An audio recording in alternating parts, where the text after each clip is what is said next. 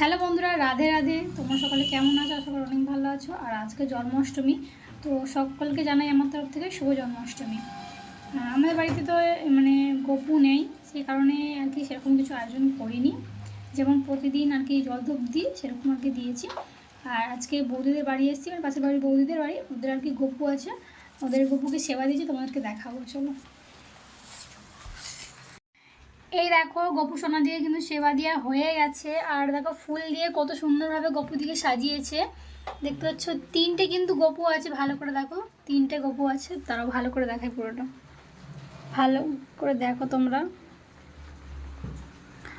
আর এই গপুগুলোই কিন্তু আমার কাছে ছিল, সে আমি কদিন নিয়ে গেছিলাম না, আমি সেবা দিচ্ছিলাম, সেই তখন আর কি বৌদিদের ওষুধ ছিল, সেই কারণে আমার কাছে গপুগুলো ছিল। মা কালী কেন ফুল ফেলে দিচ্ছে?